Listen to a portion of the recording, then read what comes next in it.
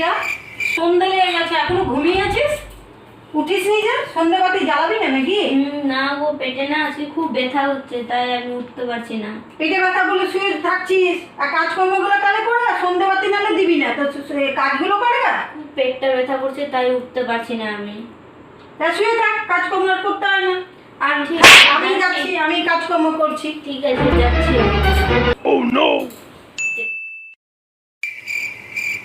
রিয়া, কি হয়েছে? তুই ঘুমিয়ে আছিস, সন্ধে লেগে গেছে, এখনো উঠলি না? আজকে খুব পেটটা ব্যথা করছে, তাই উঠতে পারছি না আমি। পেটে ব্যথা করছে? হ্যাঁ। দাঁড়া, তাহলে একটু গরম জল করে আনি, পেটে সেঁক দিয়ে দিই। হ্যাঁ, তুই ঘুমিয়ে থাক, উঠতে হবে না, আমি আসছি, দাঁড়া।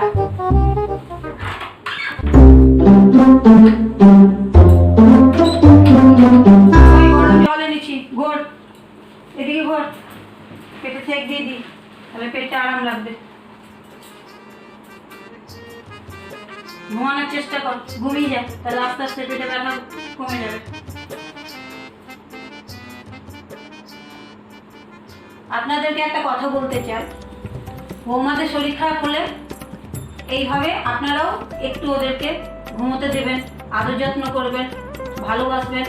আমার বৌমার শরীর খারাপ হলে আমি এইভাবেই ওদের সেবা যত্ন করি ওর, কারণ ওকে বলি তুই ঘুম থেকে উঠিস না, শরীর খারাপ করছে, তুই ঘুমিয়ে থাক, তুই কাপড় ছেড়ে দে, আমি কেচে। বৌমাদের সাথে কেউ খারাপ ব্যবহার করবেন না, কারণ ওরা অন্য এক বাড়ি থেকে এসছে আপনার বাড়িতে, আপনাকে মানিয়ে নিতে হবে। তারা এখন ছোট, আস্তে আস্তে সব শিখে যাবে।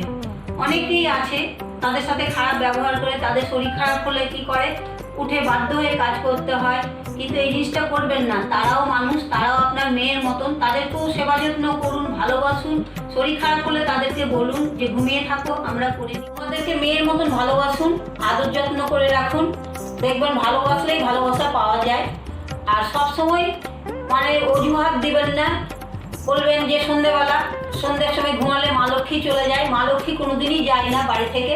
শরীর খারাপ হলে ঘুমোতেই পারে, শরীর ভালো থাকলে তো নিজে থেকেই উঠে কাজ করবে, আর শরীর খারাপ হলে তাকে ঘুমোতে দেন, তার সেবা যত্ন করুন, এইটুকুই আপনাদের কাছে আমার অনুরোধ রইল।